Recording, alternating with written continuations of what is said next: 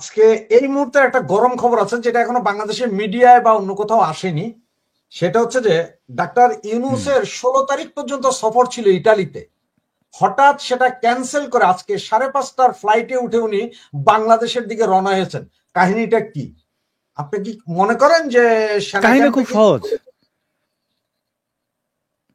না, ইউনুস তো বেশি নির্লজ্জ। আমি ওর জায়গায় হইলে এয়ারপোর্টে নাইমা আবার ব্যাক করতাম, কারণ আমারে যদি ওইখানে যে মেয়রের সাথে দেখা করতে হয় তাহলে প্রধান উপদেষ্টা হইয়া আর লাভ কি? আমি ইটালিতে 1 ঘন্টাও থাকতাম না। এই পরিস্থিতি যদি ইউনুসের জায়গায় আমি হইতাম, বিশ্বাস করেন আমি এয়ারপোর্ট থেকে নেমে যখন দেখতাম রাষ্ট্রীয় কোনো ইয়ে নাই, আমার আগে মানে ধরেন আমি ইউনুস, আমার আগে মানুষ বলতো লোকটা আন্তর্জাতিক খেলোয়াড়, লোকটারে কেউ থামাও। এখন কেউ পড়ছে না, কেউ জিগায় না, আমি এয়ারপোর্ট থেকে ব্যাক করতাম মান সম্মান নিয়ে। সে তো যাক 2-3 দিন থাকছে মানে। আর যদি সেনা কৌটুক কিছু মানে যদি ধরেনও, তাহলে তো ইউনুস আরো যাইতো না।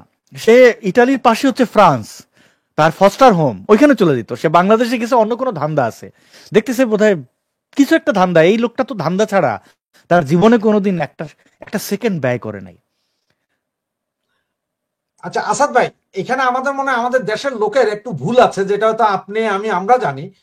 যেমন আমাদের দেশে যেমন ওয়ার্ড হুম, কমিশনার, একজন ওয়ার্ডের কমিশনার, ওকে আমরা ওয়ার্ড কমিশনার বলি। এইখানে কিন্তু মেয়র কিন্তু প্রতি ইয়েতে আছে, প্রতি ওয়ার্ডেই মেয়র আছে। হুম। এখন ডাক্তার ইউনূস সাহেব কি সেই ওয়ার্ড কমিশনারদের মেয়রের সাথে আর দেখা এগুলো করবেন? বললেন না ভাই। না, আপনি কি চান যে বাংলাদেশে এই যে লোকটারে কেউ থামান, 50 বছর চাই, ইউনুস সরকার যতদিন বাঁচবে ততদিন দরকার, এই টাইপের লোক আপনি কি চান? সামনে শীতকাল আসতেছে, এখনই গর্তের মধ্যে ঢুকে যাক। ওই এখন আর মেয়রের হিসেবে ওইভাবে যায়েন না, পাড়ায় পাড়ায় আর মেয়র বললেন না, তাহলে তাদের আর খুঁজেই পাবেন না। খুঁজে না পাইলে হান্টিং করবেন কি? জি।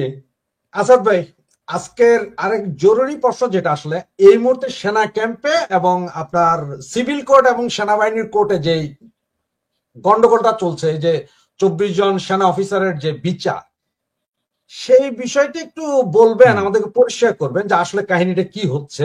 একটু বুঝার জন্য আমাদের বুঝার দরকার আছে। এবং আসলে কি এদেরকে কি অ্যারেস্ট করা হয়েছে কি না? 22 জন, যে 24 জন, তার কারণ হচ্ছে যে একটা তো নিয়ম আছে মনে হয়, 24 ঘন্টার ভিতরে কোর্টে হাজির করতে হবে।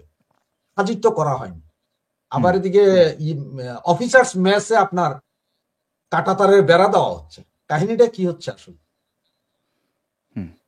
দেখেন, ওয়াকার তো প্রমিস করেছিল কোনো সেনা অফিসারকে কোনো প্রকার আইনের আওতায় আনা, মানে তাদের যে ভাবসাব আর কি, এটা করা হবে না। ওয়াকার বরাবরের মতোই বেহুদা এবং গাদ্দার, ইউনুসের মতো খুব মিলছে কিন্তু। ওয়াকার জনগণকে প্রমিস করছিল না, আমি দায়িত্ব নিলাম, জানমালের দায়িত্ব আমার উপর ভরসা রাখুন, আস্থা রাখুন। শেখ হাসিনাকে, শেখ হাসিনার সরকারের পতনের আগে কিন্তু একইভাবে আশ্বস্ত করেছিল। তো এই সে তার যেহেতু ব্যক্তিত্ব ওইটাই আর কি, যা বলে তা করে না, এবং করার তার হ্যাডামও নাই।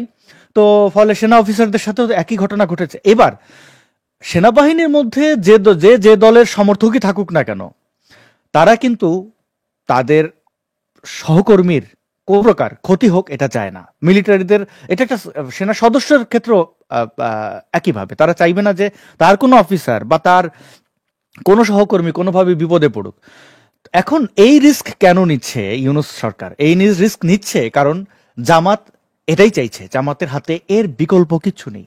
আপনি যদি খেয়াল করেন যে জামাতের কিন্তু অফিসার্স লেভেলে তেমন কোনো তাদের ওইরকম ইয়ে নাই আর কি। মানে ওয়াকার ছাড়া আপনি যদি দেখেন তাদের সাথে এলাই এরকম তেমন কোনো অফিসার নাই, খুবই সামান্য। তো আছে বিএনপি এবং আওয়ামী লীগের সমর্থক, আপনি এটাকে মনা বলতে পারেন, আওয়ামী মনা, বিএনপি মনা।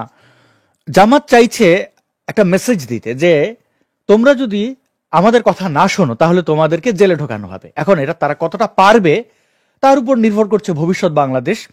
তবে সব মিলিয়ে পরিস্থিতি খুব একটা ভালো মনে হচ্ছে না।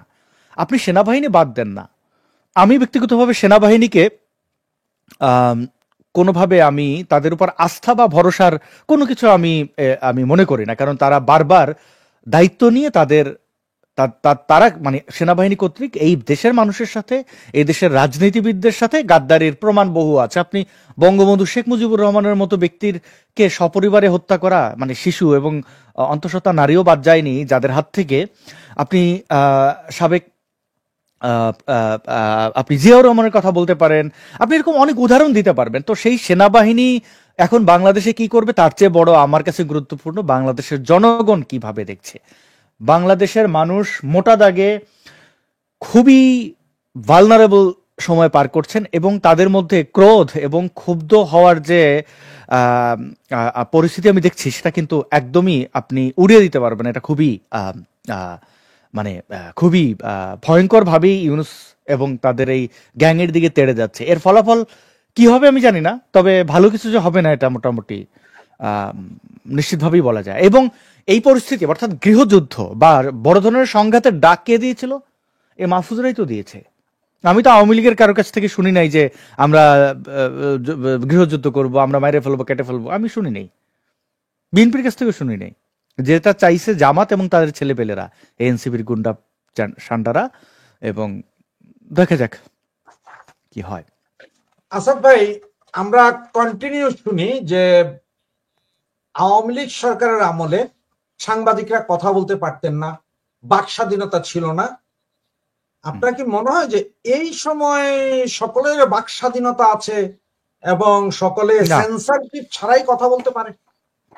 না না, দেখেন আওয়ামী লীগের আমলে বাক স্বাধীনতা ছিল না, সাপ্রেশনে রাখা হয়েছে, এটা সত্য, অনেকের ক্ষেত্রেই ঘটছে। কিন্তু এখন যে আমল চলছে এটা এটা বাংলাদেশের ইতিহাসে যে কোনো শাসন ছাড়িয়ে গেছে। আপনি এই বাংলাদেশে স্বৈরাচার নাম বললেই তো এর সাথে কথা মনে আসে। আপনি তো মানে জেনজিও না, মিলেনিয়ালও না, আপনি তো জানেন ওই ওই সময়টা আপনি দেখছেন, আপনি তখন তখন ইয়াং, তাই না হায়দার ভাই? তো দেখেন এইটা বাস্তবতা। এখনকার মতো খারাপ সময় অতীতে কখনো হয় নাই। সাংবাদিকদের কিসের স্বাধীনতা? মানে যেই দেশে শত শত সাংবাদিক খুনের মামলায় জেলে যায়, ওই দেশে সাংবাদিকতা করে যারা, তারাই তো আমি মনে করি যে তাদের যদি কোনো, অনেকের বিকল্প নাই, রুটি রুজির ব্যবস্থা নাই, সাংবাদিকতা করে, আর অনেকে ধান্দাবাজির জন্য করে। এই ধান্দাবাজ এবং বাধ্য হয়ে সাংবাদিকতা ছাড়া আমি তো দেখি না ওইখানে আর কেউ আছে। মানে যার একটু সুযোগ সুবিধা ছিল সে কিন্তু ওই পেশায় আর নাই। আপনি বাংলাদেশের জ্যেষ্ঠ সাংবাদিকদের দিকে তাকান, আবার ওই জ্যেষ্ঠ সাংবাদিক বললে আবার ওই কি বলে রাজাকারের নাতি কাম মুক্তিযুদ্ধের নাতি, বা আমার পরিবারে মুক্তিযুদ্ধ আছে, ওইটা আবার ভাইবে নেন না। মানে আমি অনেক মুক্তিযোদ্ধার পরিবারে, বা আমি অনেক জ্যেষ্ঠ সাংবাদিক, আমি নামই নেই না। আপনি মুন্নি সাহার অ্যাক্টিভিটিস দেখেন, তার অ্যাক্টিভিজম বলেন আর প্রফেশনালিজম দেখেন, আপনি নাই।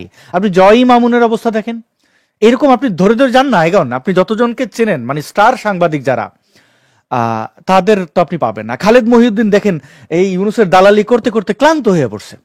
আপনি দেখেন তার শোয়ের অবস্থা, ক্লান্ত, পরিশ্রান্ত।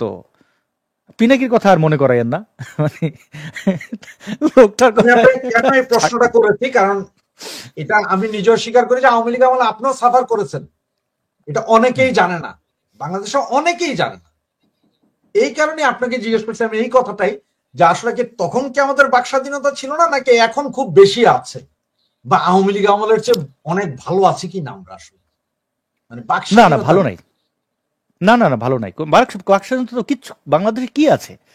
গতকাল একটা ভিডিও দেখলাম যে পুলিশ একজন আওয়ামী লীগের কর্মীকে ধরতে গেছে, এবং তাদের যে অধ্যত্ত, তাদের যে রক্তচোখ, মানে কাউকে ধরাকে সরা জ্ঞান করছে, মানে মানুষ বলে কাউকে মানে মনে করছে না। তো এগুলো আর এখন আপনি আচ্ছা বলেন তো, বাংলাদেশে গত 1 মাসে কোন সংবাদটা দেখে আপনি মনে করেছেন যে না, এই না হলে সাংবাদিকতা? কোন সাংবাদিকতা? আচ্ছা, রিপন মিয়ার বাড়িতে যাইয়া ভিডিও করা, মানে মানে যে জিনিসের রিস্ক নাই ওই জিনিস আপনি দেখেন তো কোন কোন অনুসন্ধানে ইয়ে হয়েছে। দেখেন সাংবাদিকতার অবস্থা কি। প্রথম আলো একটা শিরোনাম করলো যে কতিপয় ব্যক্তিদের চাপের মুখে শরৎ উৎসব বাতিল। কতিপয় তৌহিদি জনতা, এটা তারা উল্লেখ, প্রথম আলো, মানে যে কিনা ইউনুস ব্যাক্ট, মানে প্রথম আলো মতিউর আর ইউনুস ভাইরা ভাই বলতে আপনি বলতে পারেন, হ্যাঁ, তারা একে অন্যের সহযোগী। তো তাদের অবস্থা হচ্ছে এটা, তো লিখতে পারছে না যে এরা কারা, কতিপয়। তো আর বাকিদের কথা বুঝে নেন, আপনি পাবেন না কোনো সংবাদ। আপনি 1 মাসে মনে করতে বললে, কারণ আমাদের তো এর আগের গুলো তো আরো মনে থাকবে না, রিসেন্ট কোনো সংবাদ যেটা দেখে আপনি আপ্লুত হয়েছেন, বাহ সাংবাদিকতা কারে বলে। এই যে পোর্ট দিয়ে দিছে, বলছে বিদেশিদের হাতে দিয়ে দেওয়া হলো পোর্ট, ভাসুরের নাম মুখে নিতে পারতেছে না কোনো পত্রিকা। তাহলে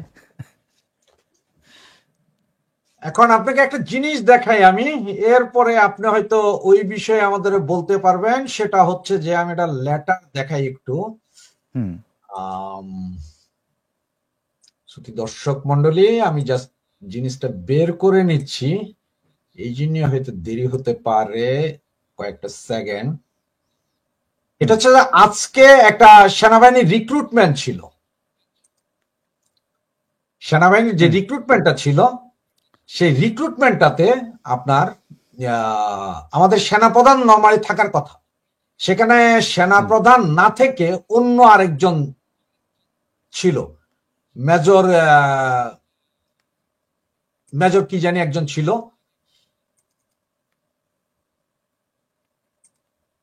এই যে আসাদ ভাই, এটা হচ্ছে যে এটা বাংলাদেশ আর্মি আইএসপি এর বিজ্ঞপ্তি। বাংলাদেশ সেনাবাহিনী হুম ইনফ্রাস্ট্রাকচার রেজিমেন্ট, আর্টিলারি রেজিমেন্ট এবং আর্মি এয়ার ডিফেন্স করে রিক্রুট বেচ 2025 সেনাবাহিনী প্রধান কুচকাওয়াজ অনুষ্ঠান ঢাকা 14 অক্টোবর 2025 মঙ্গলবার।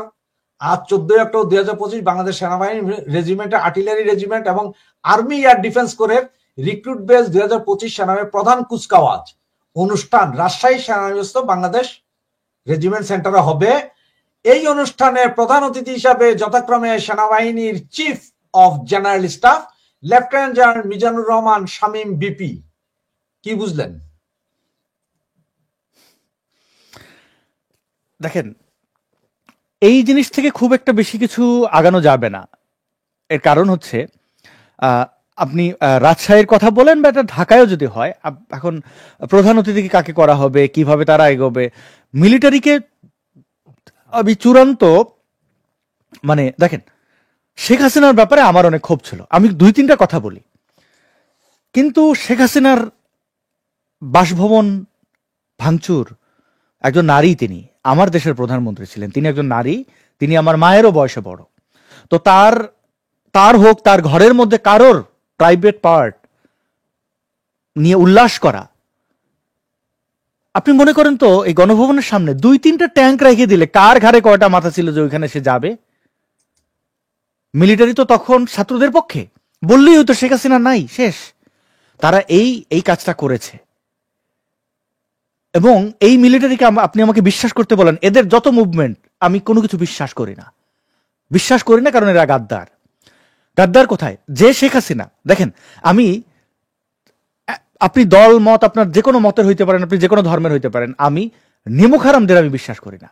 যেই শেখ হাসিনা এই আর্মিকে এত সুযোগ সুবিধা দিছে, সুযোগ সুবিধার কোনো শেষ নাই। আপনি অফিসারদের অবস্থা দেখেন, তাদের আগের মানে এর এর বিগত আমলের সাথে কম্পেয়ার করলে 3 or 4 টাইমস বেটার করছেন শেখ হাসিনা। তো সেই শেখ হাসিনার অন্ততপক্ষে তো আচ্ছা ঠিক আছে, তুমি তার মানে এই গণভবনটা তো নিরাপত্তা তুমি দেবা, এতটুকু তো নিয়মকানুন, চক্ষু লজ্জা তো এতটুকু থাকা উচিত যে না আমরা এই দিছি। সেই এই মিলিটারি গোপালগঞ্জে যে গণহত্যা চালাইছে না, এই এনসিপির গুন্ডাদের এপিসিতে করে আনছে না কেন? এপিসিতে করে আনার দরকার কি ছিল? গোপালগঞ্জের মানুষ তো ওদের ধরে পিটায় নাই, পিটাইলে ওর সেনাবাহিনী আটকাইতে পারতো নাকি? তো আমাকে বলেন যে এদের এই মুভমেন্ট দেখে আমি মাপতে, না, আমি এদের বিশ্বাস করি না। এরা জনগণের সাথে যেভাবে প্রতারণা করছে, এই মানে দেখেন, গাদ্দাররা অলওয়েজ পরাজিত হয়। আপনি এখন পিনাকির রেজাল্ট দেখতেছেন, কয়দিন পরে মিলিটারির একই অবস্থা হবে। তারা বন্দুক নিয়ে দাঁড়িয়ে থাকলেও মানুষ তাদের কথা শুনবে না, তারা কিছু লাশ ফেলবে, কিন্তু সেই লাশ মানে এখন যে গণস্রোত আমি দেখতে পাই, মানুষের মধ্যে যে ক্রোধ দেখতে পাই, আপনি মানুষের পেটের ভাত কেড়ে নিছেন, আপনি গার্মেন্টস কারখানা বন্ধ করে দিচ্ছেন। একজন রিক্সাওয়ালা, সে তার ঢাকা শহরে থাকতে গেলে 2-3 হাজার টাকা ডেইলি ইনকাম করতে হবে। টাকা কি গাছে ধরে? 2-3 হাজার টাকা কেমনে ইনকাম করবে? আপনি যখন পেটে লাথি মারবেন, আপনি যখন জীবন জীবিকায় আঘাত করবেন, আপনি যখন ব্যক্তি স্বাধীনতায়, বাক স্বাধীনতায় হস্তক্ষেপ করবেন, তখন একটা সময় পর্যন্ত আপনি টিকবেন, কিন্তু বৃহৎ মানুষের বিরোধিতা করলে আপনি টিকবেন না। আসাদ ভাই, অনেকে মনে করে বুদ্ধিজীবী ও সাংস্কৃতিক অঙ্গনের প্রভাবশালী ব্যক্তিরা এখন নীরব। হুম আপনি নিজে একজন অ্যাক্টিভিস্ট, খুব প্রভাবশালী হুম অ্যাক্টিভিস্ট ভাই। এটা আমার মতো ছোটখাটো না, আপনার অনেক বড়। প্লিজ আপনি আমার আর করেন না। না, যেটা বাস্তব সেটা। এখন এই যে নীরবতা, এই যে অ্যাক্টিভিস্ট যারা ছিল, আসলে বুদ্ধিজীবীরা সব মনে যেন মুখে কুলু পেটে বসে আছে। আপনি একজন বা দুইজন এটা অনেক সামান্য, তাহলে এটার দায়টা আসলে কার? দেখেন, আমি তো অ্যাক্টিভিস্ট, আমি তো বুদ্ধিজীবী না আর সাংস্কৃতিক কর্মীও না। আমি মনে করি না সবাই চুপ। আমি কয়েকজনের নাম নিতে পারবো যারা কিন্তু বলিষ্ঠ ভূমিকা রাখছেন, কথা বলছেন। আহ, এখন তাদের মধ্যে অনেককেই বলতে পারেন যে তারা তো আওয়ামী লীগ করেন। কই মেহর আফরোজ শাহন তো আওয়ামী লীগ করেন নাই। আমি তাকে কখনো দেখি নাই। তার পরিবারের সদস্যদের বিবেচনায় আমি যাব না। বা এরকম অনেক অনেক শিল্পীরা আছেন যারা কিন্তু বা সেলিব্রিটিরা আছেন যারা কিন্তু আম, তাদের অবস্থান স্পষ্ট করেছেন। আমি খুব অবাক হয়েছি সাকিব আল হাসানের অবস্থান দেখে। আমি ভেবেছি ও হচ্ছে যে মানে স্বার্থপর, ওর ক্রিকেটের ক্যারিয়ার শেষ, ও রাজনীতিতে আসছে ওর পরবর্তী ক্যারিয়ারের জন্য। কিন্তু সাকিব আল হাসানের ওই ভূমিকাটা মানে আই ডোন্ট কেয়ার এনিবডি, এই যে একটা ড্যাম কেয়ার একটা ভাব, এটা আমার ভালো লাগছে যে সে তার অবস্থান পরিষ্কার করছে। আপনি এখন বাংলাদেশের অনেক শিল্পীদেরকে তো কেনা হয়েছে এই এই জুলাই আন্দোলনে, হ্যাঁ, এটা এখন আমরা অনেকটা বুঝি। আর অনেকে হচ্ছে কি দালাল টাইপের আর কি, তাদের ওই ব্যক্তিত্বই নেই, তারা আওয়ামী লীগের কাছ থেকে সুযোগ সুবিধা নিছে, এখন চিন্তা করতেছে ইউনুস যদি আমার সেই সুযোগ সুবিধা নিয়ে নেয়। আপনি অনেক আওয়ামী লীগের নেতা পাবেন যারা কিন্তু বাংলাদেশে নাই, কিন্তু তারা তারা চুপ হয়ে